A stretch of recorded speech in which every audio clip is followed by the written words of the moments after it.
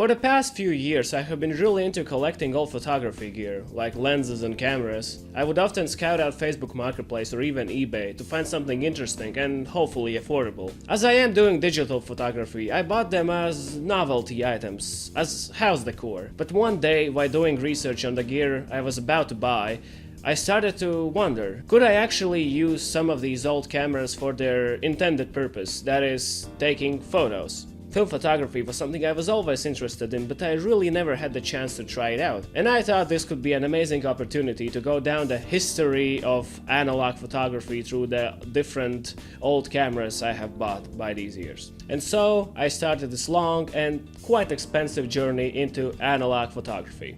The first camera we'll be looking at is the English-made popular Brownie 620. Produced in the 1930s, it is a very primitive camera, lever-operated with only two settings for the shutter, one set speed and one open and close manual one. The popular Brownie has two prism viewfinders that can be used to take either horizontal or vertical photos.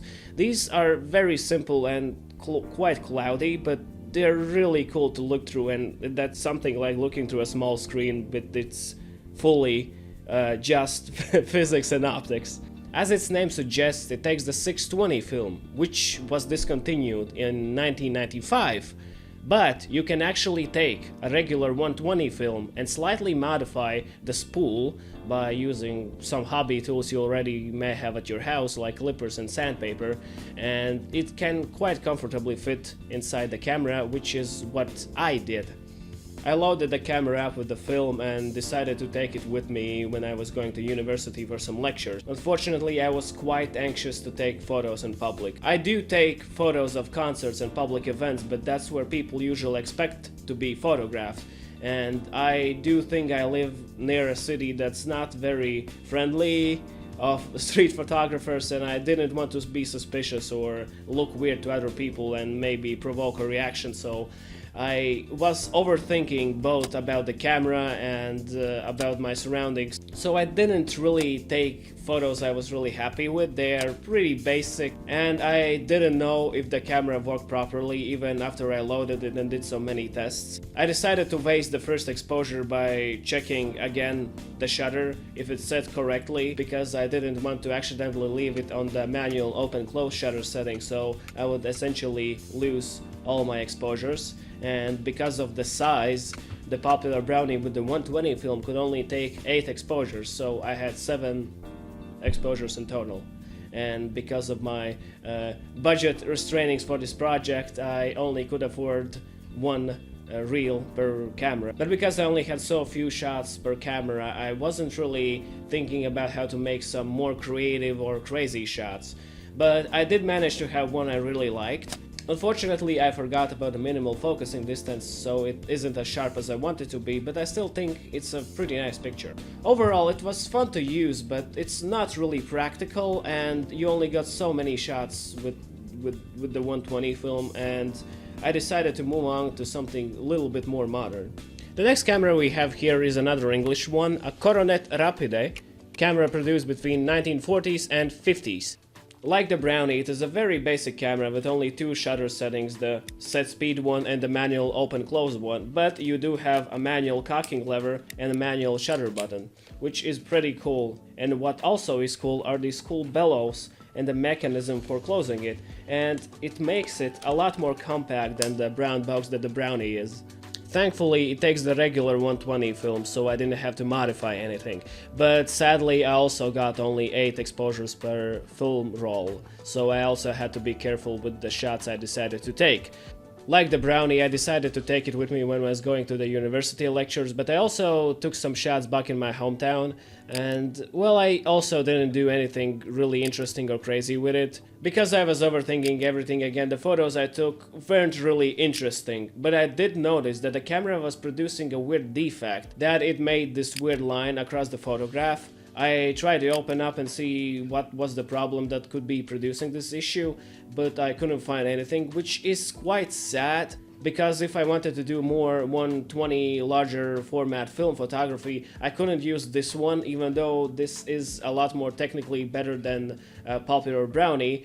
It was producing a defect that could possibly ruin my photographs. I also wanted to mention, for the larger formats, I was lucky that my friend could develop them for free for me, and I even got them back in this envelope, and it is very cool to actually handle the negatives and maybe try to scan them yourself. And even though I'm not really happy, or I think the photos are boring or pretty bad, it is still nice to have some physical copy of them and see through how this whole film photography process works.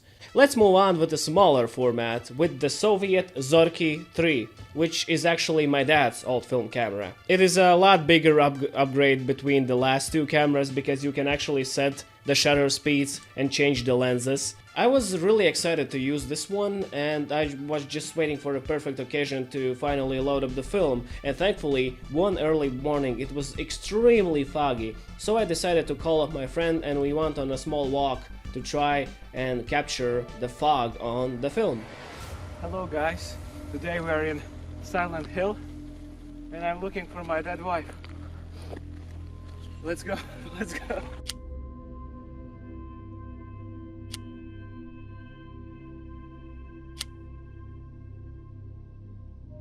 I did manage to take some photos I was quite happy with, but it became apparent that the camera had some technical issues on the shutter. The shutter itself would lag behind when I pressed and released the shutter button, so I had to be very careful not to move when I pressed and released the shutter button, not to ruin the photo.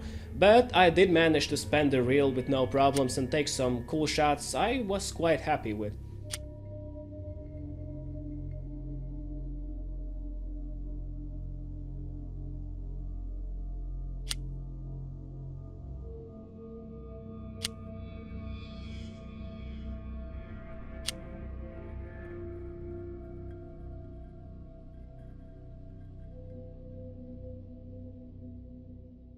Seeing how everything went pretty smoothly with the black and white film, I decided to treat myself and buy one color film reel for this camera too. And I loaded it up and specifically waited for some sunrises and sunsets and how the sun would interact with the autumn leaves. Unfortunately, I got a call from the photo lab that were developing the colored reel, and they informed me that something went wrong in the camera. The reel did not advance, so I was exposing the same region of the film over and over with different photos. The most of the reel was black, but they did manage to salvage 2 photos. I guess they do have some artistic value, but I'm still pretty sad that I did not get the individual photos. And seeing how the Zorki had a technical issue, I had to move on to the next camera. The last camera I have here is the Yashica MF-2, a Japanese camera produced in 1980. This might seem like a big downgrade from the Zorki 3, because the Yashica doesn't have any changeable lenses or shutter speeds, but it does have a very basic setting for 2 ISO numbers for different film reels you're about to use, and it does have a flash. Because I was pretty upset how the previous experiment with the color film failed, I decided to treat myself and buy 2 more expensive film reels from an Australian store, Mr. Negative. One of the film reels was pretty bright in color, so I decided to take my final chance before the winter and take some fall photos with the leaves and the sun.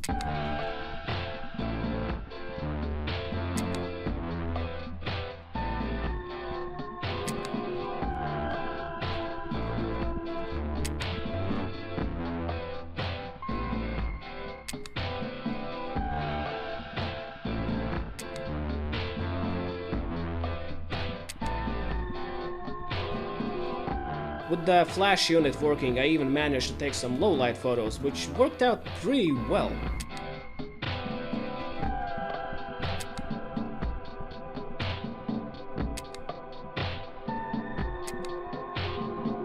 I was doing my internship in Riga for some time, so I decided to take the Yashica and the second reel of film with me. The weather was pretty overcast and cloudy, and it was pretty dark, even though it didn't seem like that to the eye, but I did manage to take some few okay photos.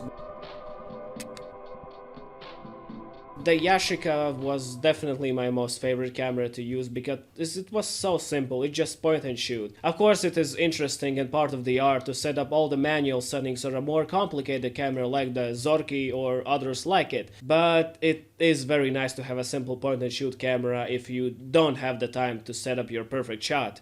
In conclusion, I am very happy that I decided to take on this project, even though it was a bit pricey, mostly because of the film itself. And because I didn't have that many exposures and I was taking everything very carefully alongside with some technical issues, I actually would like to continue, maybe with some different cameras again.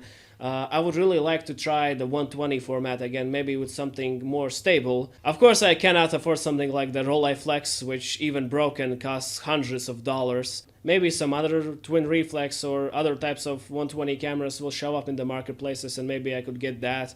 I would also like to continue with the 35mm format and maybe I get the camera that is more mechanically stable. Maybe something like the Soviet Zenith, which is pretty abundant and not really that expensive. The production of this video actually started about 2 years ago. Due to me not having time and some unfortunate situations, I did not manage to finish it, even though I had the finished film scans for about a year now. But despite that, I would still like to continue this project and maybe make some more videos about photography or something along those lines. And if you would like to see more content like this from me, or other types of IRL content, please be sure to leave a like and leave a comment with some ideas. I would be very grateful. Thank you so much for watching and I will see you next time.